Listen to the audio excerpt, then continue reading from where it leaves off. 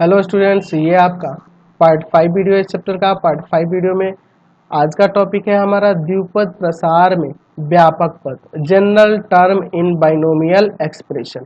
जैसे मैं यहाँ पे एक द्विपद प्रसार ले रहा हूँ a प्लस बी का पावर n, तो अगर मैं इसका विस्तार करूँगा तो आएगा nc0 a का पावर n b का पावर 0 प्लस nc1 a का पावर n माइनस 1 b का पावर 1 प्लस nc2 a का पावर n माइनस 2 b का power 2 plus dot dot dot ये कहाँ तक चला जाएगा ncn a का पावर 0 और b के पावर n तक। तो मैं इस विस्तार में अगर मैं पूछूं आपका पहला पद क्या है, इसमें पहला पद, पहले पद को हम लोग यहाँ t1 लिख सकते हैं, टर्म 1 यही ना है आपका nc0 a का पावर n b का पावर 0।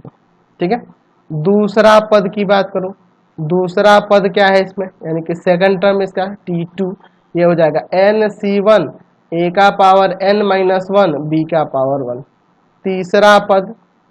तीसरा पद इसमें क्या दिख रहा है आपको, t3 क्या हो जाएगा nc2, यही ना है आपका 3 नंबर में, nc2 a का पावर n माइनस 2 b का पावर 2। इसी तरह से अगर मैं यहाँ पे इसके आरवा पद कहूँ, आरवा पद इसमें से कौन सा होगा, इसका आरवा पद क्या होगा, तो उसे हम लोग टीआर से शुरू करेंगे।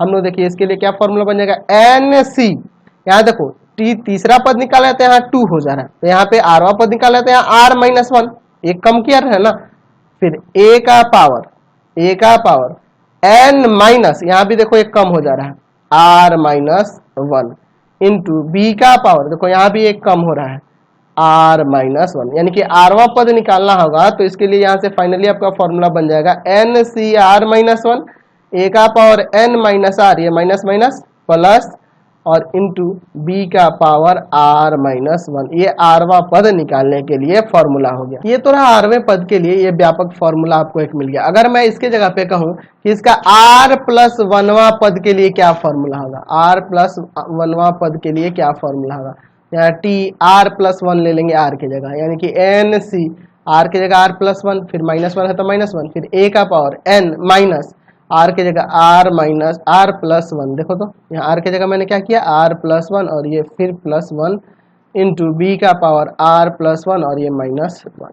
चलिए इसको थोड़ा सा सॉल्व कर देते हैं यहाँ पर। तो यहाँ से टी आर प्लस 1वां पद के लिए फॉर्मूला हो जाएगा एन सी आर, देखो 1 से 1 हट जाएगा, a का पावर n माइनस आर, ये प्लस माइनस माइनस होगा, माइनस 1 प्लस 1 कट जाएगा, इंटू बी का पावर ये 1 1 कट गया आर। तो ये आर प्लस 1वां पद के लिए व्यापक फॉर्मूला मिल गया कि एन सी आर ए का power N minus R into B का पावर आर। समझ गए। चलिए तो अभी हमने देखा व्यापक पद, अब बात करेंगे मध्य पद के लिए। तो व्यापक टर्म तो हम लोग देख चुके हैं, अब मिडिल टर्म के बारे में बात करें। तभी हमने व्यापक पद में देखा था कि a प्लस बी का पावर n के विस्तार में या प्रसार में, विस्तार में आरवा पद जो होगा इसके लिए फॉर्मूला हो जाएगा N C R minus 1 into A का power n minus R plus 1 into B का पावर r माइनस 1। ये ना भी हम लोग फॉर्मूला देखे थे।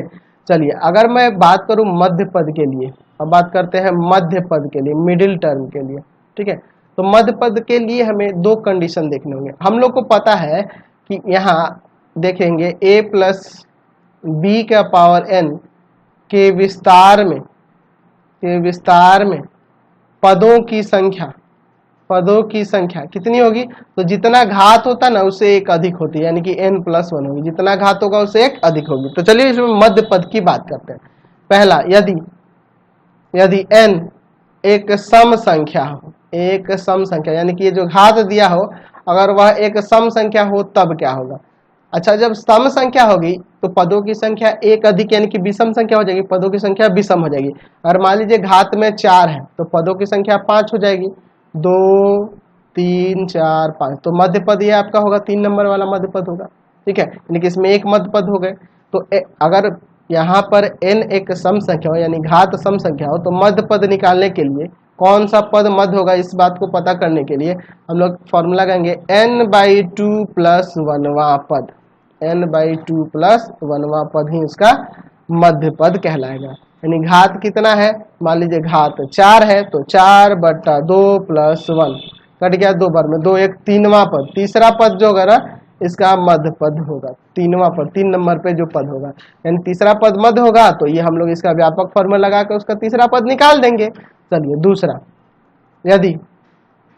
यदि n एक विषम संख्या हो, n एक विषम संख्या, यानी घात जब विषम होगा तो पदों की संख्या सम आ जाएगी। कहने का मतलब अगर घात 5 दिया हो तो पदों की संख्या 6 हो जाएगी, 3 4 5 6। तो इसमें दो दो पद मध्य हो जा रहा है 3 नंबर पे, और जो 4 नंबर पे है दो दो पद मध्य हो जा रहा है। तो इसको निकालने के लिए क्या करना होगा, मध्य पद निकालने के लिए इसके लिए क्या करना होगा, तो जब भी विषम दिया गया होगा तब हम लोग ध्यान रखेंगे फॉर्मूला इसके लिए कि आपका n+1/2वां पद तथा n+1/2 + 1वां पद उसका मध्य पद होगा। कहने का मतलब देखो, इसमें 5 घात में 5 दिया है, तो यहाँ पे देखो 5 + 1/2 यानी 6/2 तीसरा पद, और 6 यहाँ देखो 5 + 1/2 + 1 ही ना, तो ये 5 1 6, 6 में 2 से भाग लगेगा 3 आएगा, और 3 + 1 4वां पद, तो तीसरा पद और चौथा पद इसका मध्य पद हो जाएगा। समझ गए? तो ध्यान रखना होगा फॉर्मूला कि अगर घात में सम संख्या दिया होगा तो यह फॉर्मूला लगाएंगे ताकि हमें कौन सा पद मध्य हो ये पता चल सके, और विषम दिया होगा तो ये दोनों फॉर्मूला लगाएंगे ताकि पता चल सके कौन सा पद मध्य है, और मध्य पद का पता चल जाएगा कि कौन सा पद मध्य है, उसके बाद वही पद यहाँ से निकाल देंगे तो हमारा मध्य पद निकल जाएगा। समझ गए? अच्छा, एक बेसिक चीज तो आप जानते होंगे, जैसे मैं यहाँ x⁵ प्लस में 4x⁴ -3x² + 5 लिख दो, और मैं यहाँ पूछूं कि x⁴ का गुणांक कौन है, तो गुणांक के बारे में हम लोग पहले से ही जानते हैं कि इसका गुणांक देखिए x⁴ के साथ जो गुणांक में होगा वही उसका गुणांक कहलाएगा, यानी गुणांक इसका 4 है। अगर मैं x² की गुणांक की बात करूं तो -3 उसका गुणांक होगा। तो ये सब चीज आप पहले से जानते हो। चलिए एक एग्जाम्पल लेके हम लोग व्यापक पद और मध्य पद की बात कर लेते हैं, फिर हम लोग एक्सरसाइज में चलेंगे। जैसे मान लेते हैं हमारे पास x + 2y का पावर 8 दिया है और मुझे इसका तीसरा पद ज्ञात करना है, तो मैं क्या करूंगा, वही फॉर्मूला है TR बराबर में NCR, a का पावर NCR -1 ना, a का पावर n-r + 1 और b का पावर r - 1, यही ना मैंने आपको फॉर्मूला होता है। तो तीसरा पद के लिए T3, ठीक है, 3 हो जाएगा। यहाँ पर n के जगह पे को पावर में 8 दिया है, 8c 3 - 1, a का जगह पे x है, x का पावर 8 - 3 + 1 और 2y का पावर r - 1 है, यानी कि हो जाएगा 3 - 1, ठीक है। 8c2 x का पावर देखो इसमें से इसमें घटाएंगे तो 5 आएगा, और 5 और 1 6 हो जाएगा, 6 हो जाएगा ना जी। चलिए यहाँ पे ये घटे 5 और 1 6, और यहाँ 2y का पावर 2 हो जाएगा। 8c2 तो 8 का फैक्टोरियल बटा में 2 का फैक्टोरियल और फिर इंटू में 8 - 2 का फैक्टोरियल, 8 का पावर 6 और यहाँ हो जाएगा 4y का पावर 2। 8 का फैक्टोरियल 8 × 7 × 6 का फैक्टोरियल, और नीचे 2 का फैक्टोरियल 2 ही होगा, ये घटेगा तो 6 का फैक्टोरियल, x का पावर 6 और यहाँ आ जाएगा ये आपका 4y का पावर 6 है। 6 के फैक्टोरियल से 6 का फैक्टोरियल कट गया, इससे यह काट देंगे 4 बार में, 2 चौका 8, 4 बार में। अब क्या हो जाएगा, यहाँ से देखो क्या हो जाएगा, 4 चौका 16 और 16 में 7 से गुना 112 आ जाएगा ना जी, 112, x का पावर 6 y का पावर 2, तो ये आपका तीसरा पद निकल गया। समझ गए? अच्छा, अगर मुझे इसमें कहता कि इसका मध्य पद बताइए, तो चूंकि घात में 8 है, सम संख्या है, तो मध्य पद क्या हो जाता है, इसके लिए मध्य पद क्या हो जाता, तो हो जाता 8/2 + 1वां पद, ठीक है। चलिए तो ये 4 1 5, पांचवा पद इसका मध्य पद होगा, पांचवा पद इसका मध्य पद होगा। तो हम लोग बस r के जगह यहाँ 5 रख के मध्य पद निकाल लेते, पांचवा पद निकाल लेते, यहाँ 5 रख देते हो इनके जगह पर, सॉरी r के जगह पे, हर जगह पे 5 रख देते, जैसे मैंने तीसरा पद निकाला ना उसी तरह से मैं पांचवा पद निकाल लेता, आपसे बन जाता। तो सिंपल है, देख रहे हैं ना। तो इसी तरह आपके एक्सरसाइज में क्वेश्चन दिए गए हैं। इस वीडियो में मैं इतना ही रहने देता हूँ, आपको मेरे 3 चैनल को सब्सक्राइब करना होगा। पहला है path finder classes Chhapra, path finder classes Chhapra, ठीक है, पाथ फाइंडर क्लासेस छपरा। दूसरा है भारती भवन रविकांत सर, रविकांत सर।